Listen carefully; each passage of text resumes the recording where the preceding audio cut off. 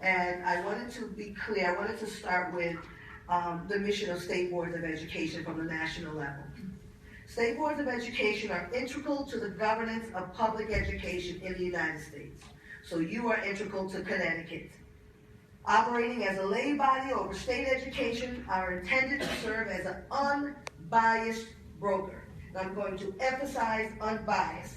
For education decision making, focusing on the big picture. The big picture is over 550,000 students that attend Connecticut schools.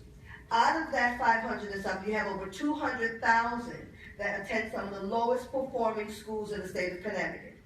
So the judge in CCJEF stated on September 7th that you do not, as a state board of education, have the right to delegate your responsibility to the safety and the well-being of all Connecticut children.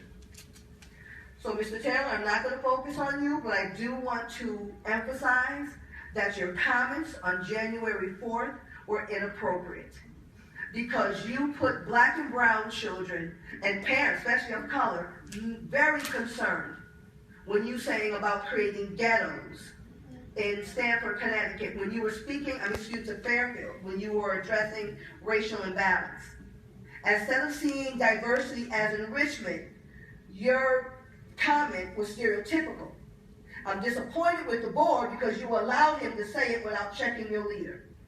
Because you are as good as your leader, and there are great people on this board who took risk and moral courage when this incident at Sand School happened. So you said that injustice would not happen, yet you allowed your leader. So I don't want to focus on that, but I do believe that the minutes need to be amended to reflect the comment. Because there was someone in February, Adina Wagner, who brought it up, and I'm bringing it up again in March. And some of the parents that here know about it. So you are the leader. We're trusting that you will do right by all of Connecticut students, not a select few. And so words matter, and so do actions. Because if your words are biased or stereotypical, prejudged, then more than likely your actions will be stereotypical, biased, and prejudged. And that will impact students. Number 2, you have a responsibility to all the children. I'm going to emphasize that.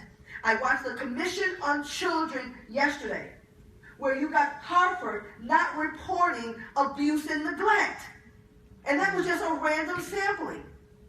And you heard the parent that talked about seclusion and restraints.